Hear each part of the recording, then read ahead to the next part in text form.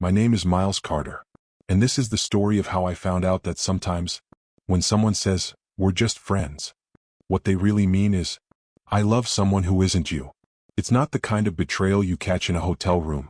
It doesn't leave perfume on collars or unanswered calls at 2 a.m. No, deep betrayal is quieter than that. It creeps in through cracks in laughter. It hides inside private jokes you're not part of. It grows in the space between, "I'm just tired," and "it was just a work thing." It started slowly. Hannah had always been private, but this was different. She started locking her phone. Not with a password, she already had that, but with her body. It was always face down, always flipped away from me on the couch, always clutched a little tighter when she walked from room to room. I asked about it once and she rolled her eyes. "Work's been hectic," she said. "People are being stupid in the group chat again." You wouldn't care. But I did care. Because I knew the tone she used when she was lying. And that tone was getting more familiar by the day. Then there was Eli.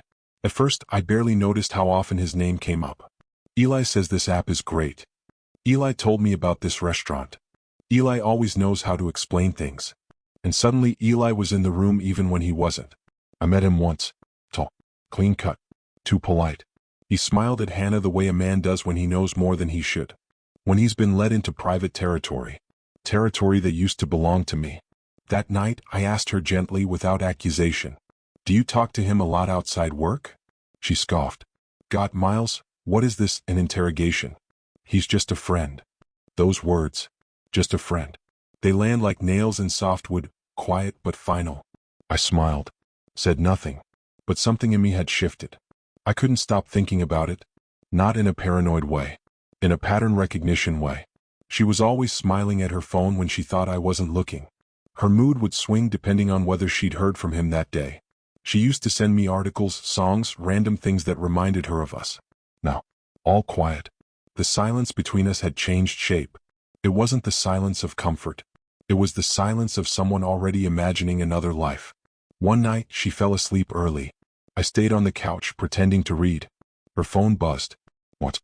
Then again. I shouldn't have looked. But I did. The lock screen preview showed a name saved as LE. But I recognized the area code. And the message? "You're not crazy. He just doesn't get you the way I do." That was the moment I knew. It wasn't physical. But it was worse. She had given him the emotional space that used to belong to me. And she thought I didn't see it. But I did. I didn't scream. Didn't throw her phone. Didn't pack a bag. Because this wasn't going to be a loud collapse. It was going to be surgical. I was going to let them get comfortable. Let them feel invincible. Let them believe they were smarter than me. And when the time was right, they'd destroy each other. And I'd be watching. After that message on her lock screen, something inside me stopped fighting for what was already gone. I didn't scream. Didn't ask her to explain. Didn't scroll endlessly looking for confirmation. Because I had seen enough. And what I saw wasn't lust. It was something worse. Devotion. She was emotionally tethered to another man. And still had the nerve to fall asleep in my arms. You want to know how emotional betrayal happens? It doesn't start with a kiss. It starts with someone who listens more than you do. Laughs a little louder at her jokes. Sends good morning texts when you're still brushing your teeth and assuming she's yours. And when you ask her why she's distant, she'll say, "Nothing's wrong." She'll smile and touch your hand. She'll make dinner and ask about your day. But when she looks at you, she's seeing someone else. And that's when it hits you. You're sharing her body, but someone else owns her thoughts. I started observing her like a stranger. Every word she used, every pause, every breath. She stopped laughing with her eyes when we talked. Stopped asking follow-up questions. She was present but never with me. There were moments I wanted to say something. To scream, I know. I've seen the messages. But I didn't. Because I wasn't ready for the story to end. Not yet. Instead, I built a mental ledger. Each line a new entry in the betrayal record. Monday, she took a walk after dinner. Said she needed air. Her fitness app showed she walked 0.3 miles, then stood still for 47 minutes. Wednesday, she came home smiling, told me a funny thing happened at work. She used the word "we" when describing it. I asked who she met. She said, "Just me and Eli." Then quickly added, "But the whole team was there too." Friday, she said she had to stop by her mom's. I called her mom at 9, just to check in. She said she hadn't seen Hannah in over a week. I didn't need a smoking gun. I needed a map. And now I had one. A week later, her phone buzzed while she was in the shower. Twice. Then 3 times in quick succession. I knew I shouldn't look. I also knew I would. It was sitting on the counter, screen facing up. She didn't change the passcode. Still my birthday. Funny, isn't it? That someone can betray you with the same numbers you once shared as cake and candles. I unlocked it. Went to her messages. There it was. Ellie. Nice try. I opened the thread and scrolled. It wasn't sexual. It was intimate. Worse. There were long paragraphs, walls of text that read like journal entries she used to write in front of me. Now they were being sent to him. She wrote, I feel more myself when I'm talking to you than I do at home. Sometimes I wonder how long I can keep pretending. Miles is a good guy, but I don't think he sees me anymore. She was rewriting our entire history and casting herself as the unloved one. Eli replied with, maybe you deserve more than a good guy. Maybe you deserve someone who really sees you. That was it. The core of it. She wanted someone who made her feel seen. And I had become invisible. But instead of confronting her, I simply closed the app, put the phone back where I found it, and walked out onto the porch like I was going for air. Because I was done reacting. This wasn't about saving the marriage anymore. This was about reclaiming my name, my role, my value, my dignity. And I wasn't going to do it by yelling. I was going to do it by letting them feel safe. Right up until the moment they realized they were standing on a trap I designed. And when it all collapsed, I wouldn't even raise my voice. They thought I was asleep. Not in bed. In life. In love. In observation. They mistook my silence for ignorance. My patience for blindness. My trust for absence. And that's the first rule of betrayal. People only lie with confidence when they believe they won't get caught. For weeks I played the role they wrote for me. The distracted husband. The busy man. The guy who forgot anniversaries and left dirty laundry on the chair. The one she could quietly rewrite as the reason she felt so lost. I gave her nothing to push against. No confrontation. No suspicion. Because the truth is, if you want someone to bury themselves, you have to let them keep digging. While she texted him sweet nothings, I built a digital archive. I cataloged timestamps from her location history, compared lunch breaks to GPS patterns, cross-referenced them with Eli's public check-ins, LinkedIn activity, Instagram stories he forgot to set to close friends. I used a virtual phone number to create a fake account and added him. Watched everything. He once posted a picture of a coffee cup, hers in the background. She didn't even follow him publicly. But I did. And through him I saw what she thought she was hiding. At night I pretended to be tired. Heavy days at work, early mornings, too much coffee. She stopped noticing my silence. Assumed it was fatigue. She leaned over and kissed my forehead, whispered, "You've been so good to me lately." And I wanted to laugh. Because goodness to her had always meant compliance.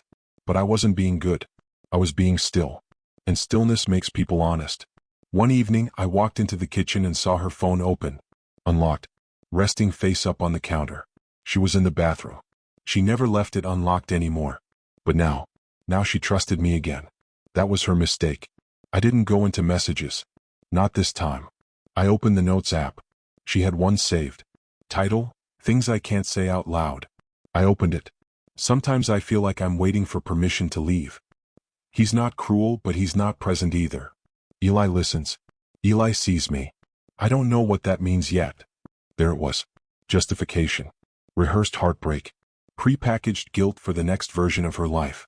But what she didn't know was, I'd already let go. I began phase 2. Not revenge. Exposure. Subtle changes. I removed her as co-beneficiary from my life insurance. Split our shared calendar in half and quietly stopped syncing it to her phone. I canceled her access to the cabin I owned before we met, reset the code, rerouted the security system to a private cloud. She didn't notice. She had other things on her mind. Namely Eli. I made one phone call. Blocked ID. Calm voice. Eli, I said. If you care about her at all, you'll walk away now. Because this doesn't end the way you think it does. He paused. Who is this? I let the silence stretch. Then hung up. Let paranoia do the rest. 2 days later, Hannah asked me if I was okay. Said I'd been a little distant lately. I said I'd been busy with work. And smiled like I meant it. Then the final touch. I printed a photo she didn't know I had. The one with the cafe window reflection of Eli's jacket. Framed it. Left it on the kitchen counter. Said nothing. The next day it was gone. She didn't bring it up. But that night she barely touched her dinner, went to bed early, stared at the ceiling for nearly an hour. I lay next to her and listened to the silence between us. For the first time, it was hers to carry. The collapse didn't come with a bang.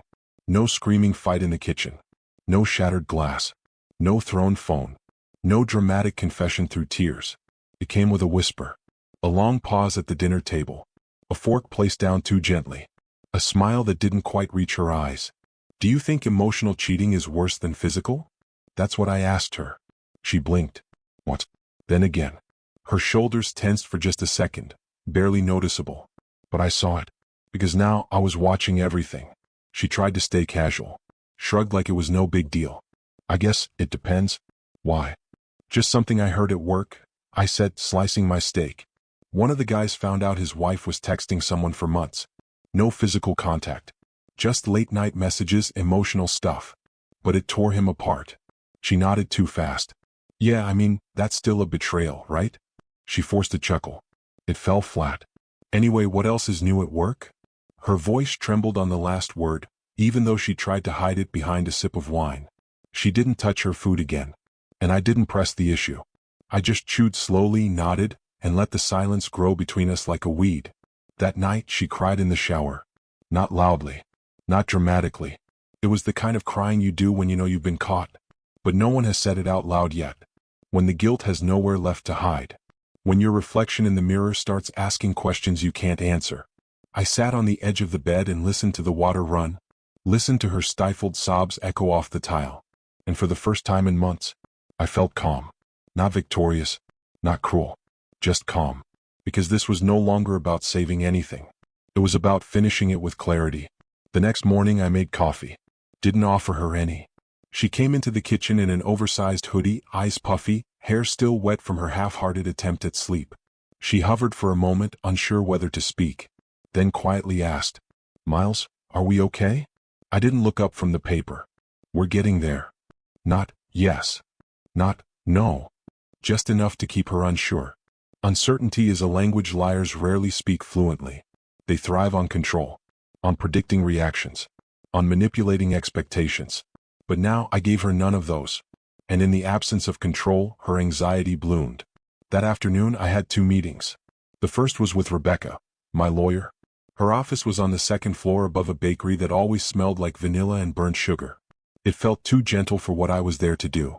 But Rebecca was the opposite of gentle. She was precise. Cold when she needed to be. She asked for facts, not feelings.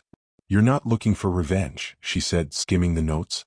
You're looking for closure without casualties. Surgical removal. Exactly. We drafted the agreement. No alimony. No stake in premarital assets. She keeps her car, I keep the house. A mutual non-disparagement clause. A tightly worded NDA. Just in case she ever thought of rewriting the story to make herself the victim. What if she pushes back? I asked. Rebecca smiled and tapped her pen on the folder. She won't. Not with what we've documented. My second move was digital. I logged into the private email I'd been maintaining, secure, off-grid, known only to me. Attached. Screenshots of Eli's calendar and location overlaps with Hannah. Text messages and photos that, while not explicit, showed a clear pattern. A summary note to Eli's HR department, anonymized and legally neutral. Subject line. Professional boundary concern, for internal review. No accusations. Just facts. And in corporate America, facts speak louder than feelings. 3 days later, Hannah came home looking like she'd seen a ghost. She walked in, dropped her purse, didn't take off her coat. Just stood in the kitchen, staring at nothing. Do you think people can change? She asked. I looked up from my book, slowly. No. I think they just get better at hiding. She flinched just slightly. Then turned away. I didn't ask where she'd been. She didn't offer. That was new. That weekend, I left a folder on her nightstand. Printed. Bound. Sign on my side. She opened it in silence. Each page was a mirror. Showing her not what she claimed to be, but who she had quietly become. She didn't cry. Didn't ask questions. She just sat there, holding the documents like they were a stranger's obituary. Did I ruin everything? She asked finally. I didn't answer right away. Because in that moment, I wanted her to sit with the question. To understand that some answers aren't meant to be given. They're meant to be understood. But eventually I said, no. You just revealed it. The rest was always yours to lose. In the weeks that followed, she tried. She left notes on the fridge, cooked elaborate meals I didn't ask for, left her phone out in the open like a child trying to prove she didn't steal the candy. She suggested therapy, said she could cut him off, said she was willing to do anything to save us. But her eyes still looked for someone else when she thought I wasn't watching. She wasn't fighting for us. She was fighting not to be alone. And I wasn't interested in being someone's emotional landing strip anymore. That's the thing about betrayal. It doesn't always destroy you instantly. Sometimes it hollows you out slowly, until the shell that's left looks like love, but has no weight. And once you see the emptiness, you can't unsee it.